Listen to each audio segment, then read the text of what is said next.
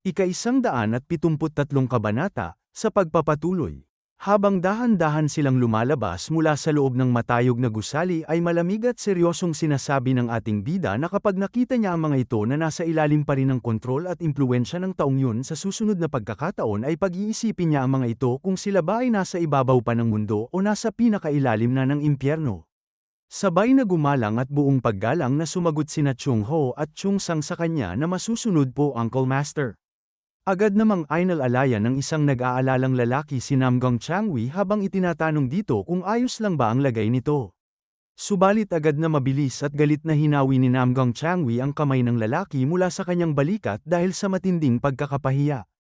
Makikita ang labis at matinding pagkainis sa buong mukha ni Namgong Changwi habang nangingitim ang mukha nito sa galit at sinasabi sa kanyang sariling isip na ang bastard na iyon ay paano nagagawang hiyain siya ng ganito sa harap ng maraming tao.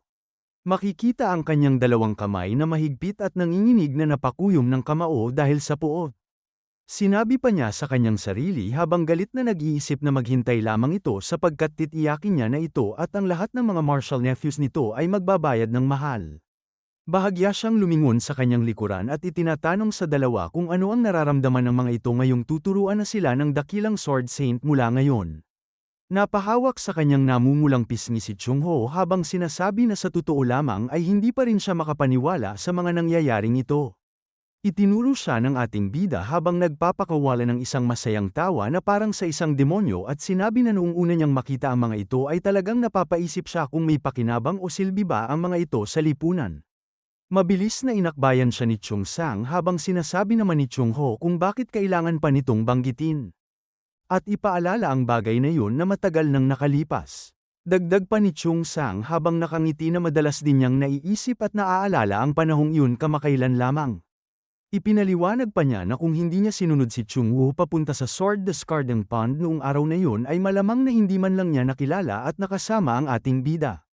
Nakangiting sinabi pa ni Chung Sang na dahil sa mga dakilang turo ng ating bida ay siya na dapat sanang manatiling isang simpleng disipulo lamang ng Jongdong Palace ay naging disipulo ng Oriong Palace at nakasali pa sa kilalang Gapmu Squad ng Yongbongguan.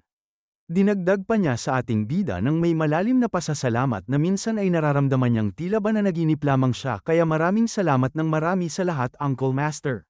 Nagulat ang ating bida sa matitinding papuri na yun at bahagyang napaatras habang sinasabi sa kanya na pinapahiya siya ng bata at ipinaalala na ang tagumpay ng pagtuturo ay nakasalalay pa rin sa mismong mag-aaral kaya itinatanong kung akala ba nito ay lahat ng tao ay magiging katulad niya.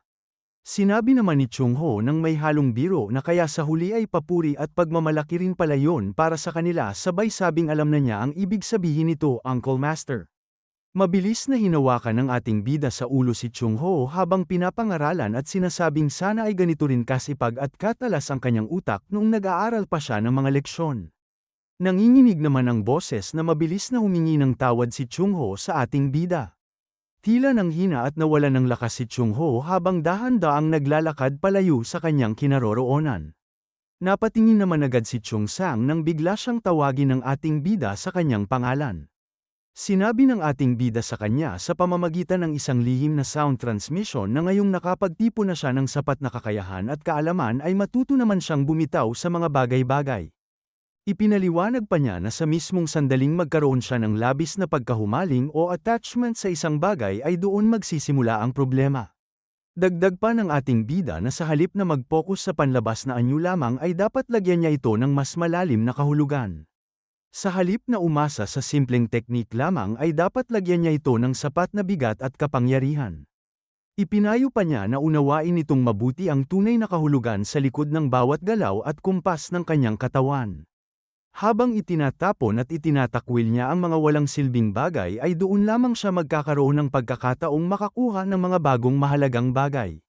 Seryoso at malalim pa niyang ipinaliliwanag na huwag niya itong pipilitin kundi hayaan lamang niyang gabayan ng kiyang sarili nito at sumunod ng natural sa daloy.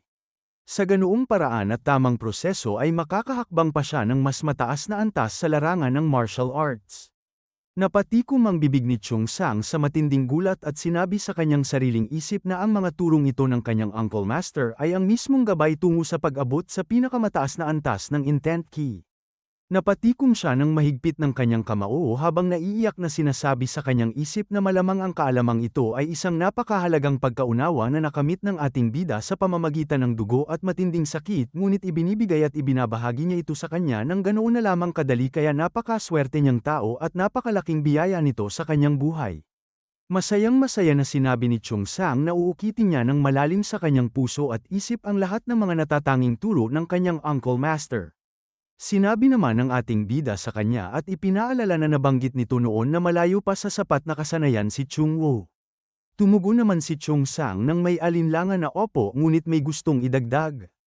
Masayang sinabi ng ating bida sa kanya na hindi ba dapat kahit si Chung Woo man lang ay umabot at makatuntong sa antas ng elastic key.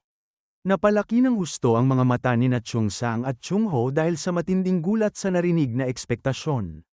Masayang sinabi pa ng ating bida habang marahang tinatapik ang dibdib ni Chung Sang na ipinagkakatiwala na niya sa kanya ang pagsasanay kay Chung Woo at kung hindi ito umunlad sa susunod nilang pagkikita ay alam na nito ang mangyayari. Agad na tumugon at nakiusap si Chung Ho na maghintay sandali dahil si Chung Woo ang pinag-uusapan nila na napakahirap turuan. Muling sinabi sa kanya ng ating bida nang walang pak-iisip na ano naman ngayon kung si Chung Woo yon. Namutla ang mukha ni Chung Sang at nanginginig ang boses habang muling ipinaalala na si Chung Woo ang tinutukoy nito. Muling sinabi ng ating bida sa kanya na ano naman ang magiging problema doon. Habang dahan-daang naglalakad ang ating bida at papaalis sa lugar ay sinabi ni Chung Sang sa kanyang sariling isip na nagbibigay ang ating bida ng dakilang gabay at napakahirap na pagsubok ng magkasabay. Sinabi naman ng ating bida sa kanila na talaga namang magpapalam at aalis na siya ngayong oras na ito. Mabilis na lumapit ang ating bida sa nakatayong si Woon M at sinabihan itong mauna na sa paglalakbay patungong Mount Hua. May malaking gulat at pagtataka sa mukha si Woon M habang tumutugon at nagtatanong kung mag-isa ba siyang pupunta at paano naman ang ating bida na si Jin Mo. Tumingin sa gilid ang ating bida at ipinaliliwanag na magkikita naman silang muli sa Mount Hua bukas ng umaga, kaya magpahinga na muna ito ng maayos ngayong gabi. Tumingin ng diretso sa unahan ng ating bida at seryosong sinabi pa niya na may mahalaga at kailangan pa siyang tapyusing gawain sa lugar na ito. Pagkatapos ng eksenang yun ay makikita ang mga matataas na gusaling maliwanag na bukas ang mga ilaw sa gitna ng kadiliman. Mula sa loob ng isang pribadong bahay ay may isang taong nagtatakang nagsasalita at nagtatanong kung bakit sa lahat ng tao ay nagpadala pa ang provincial commander ng mga armado at may kakayahang sundalo para lamang tulungan ng isang tiwaling gaya ni Tae Yang Yeong. Habang dahan-daang nagtatagay ng alak ang sundalong ito ay ipinagpapatuloy niya ang pagsasalita sa kanyang kausap na bilang isang taong mahigpit na sumusunod sa batas gaya nito ay malamang na naging napakahirap ng sitwasyong iyon para sa kanya, kaya pwede naman sana siyang gumawa ng simpleng dahilan upang tumanggi sa utos. Tumugon ang kanyang kausap na bilang isang tapat at may prinsipyong sundalo ay paano siya gagawa ng dahilan upang suwayin ang isang direktang utos mula sa nakatataas. Sinabi pa ng Provincial Assistant Military Commissioner na si Bang Manpyong at nagtanong kung bakit naman siya pinapanta at ipinatawag ni Tae Yang Yeong sa pagkakataong ito.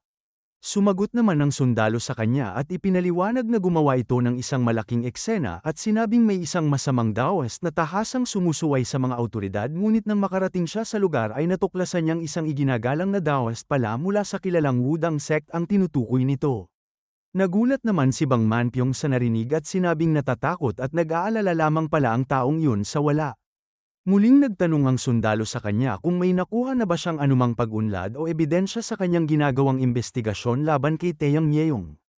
Naiinis na napakuyom ng kanyang kamao si Bang Manpyong sa ibabaw ng lamesa habang galit na sinasabing sa tuwing nag-uulat siya na gusto niyang imbestigahan ang taong yun ay palagi itong tinatanggihan ng commander at sinasabihan lamang siyang maghanap muna ng matibay na ebidensya. Sinabi naman ng sundalo sa kanya na ibig sabihin ay may malalalim na hinala na siya, ngunit wala pa ring hawak na matibay at konkretong ebidensya sa ngayon.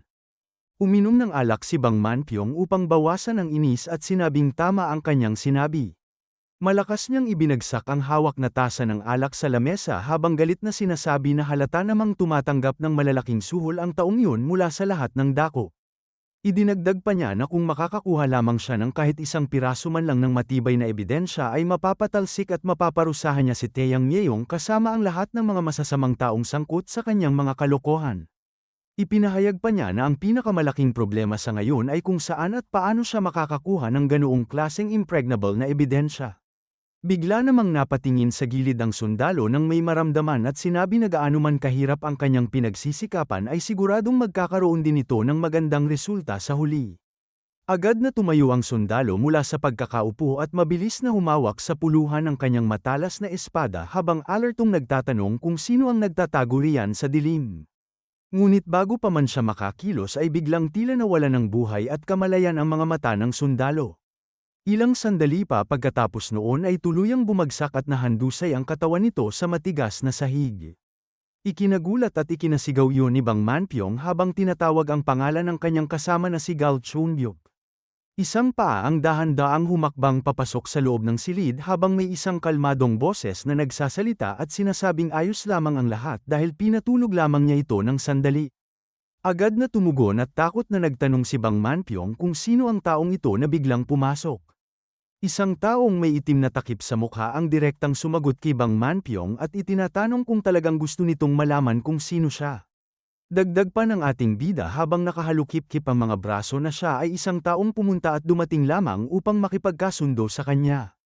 Napasigaw sa galit at gulat si Bang Manpyong at itinatanong kung paano nito nagagawang pasukin ang lugar na ito sabay tanong kung alam ba nito kung nasaan siyang lokasyon at agad na tumawag ng mga gwardya sa labas. Itinuro ng ating bida ang labas ng silid at nagtanong kung ang mga gwardyang tinatawag nito ang kanyang tinutukoy. Sinabi ng ating bida na pinatulog na niya ang lahat ng mga gwardya sa labas kaya itinatanong niya kung ano na ang balak nitong gawin ngayon.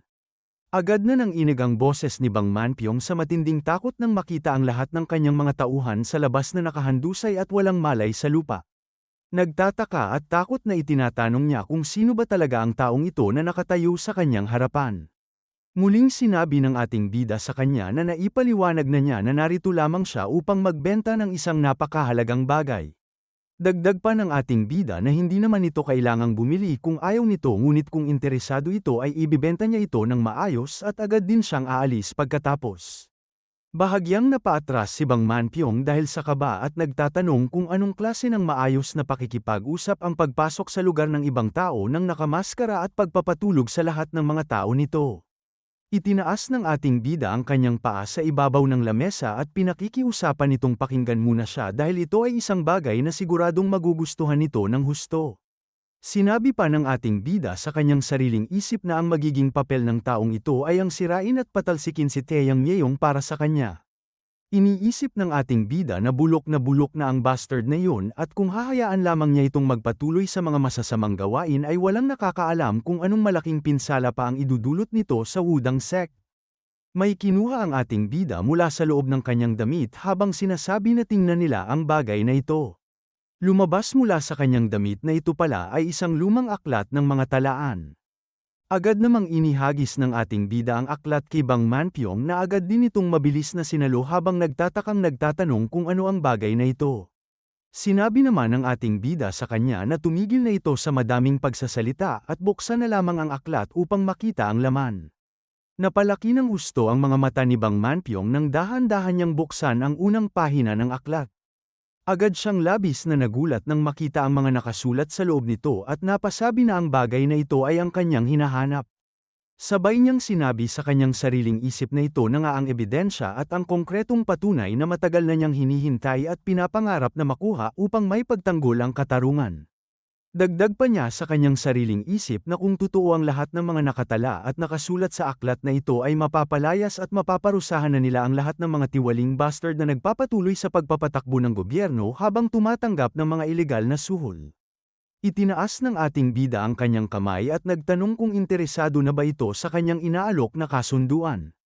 Bigla namang ginamit ng ating bida ang kanyang kapangyarihan upang hatakin at bawiin ang aklat mula sa kamay ni Bang Manpyong. Nagulat ng husto si Bang Manpyong at napasabi sa kanyang isip kung ito ba ay ang tinatawag na object manipulation gamit ang hangin at ki. At pagkatapos ng eksenang yun ay muli siyang nagtanong sa ating bida kung sino ba talaga ang misteryosong katauhan nito. Sinagot siya ng ating bida habang nakalagay ang isang kamay sa likod ng kanyang ulo at hawak naman ang aklat sa kabilang kamay na siya ay isang naglalakbay na mangangalakal ng katarungan. Ngumisi ang ating bida at sinabi pang parang ganoon na nga ang kanyang ginagawa. At dito na po nagtatapos ang ika-173 kabanata.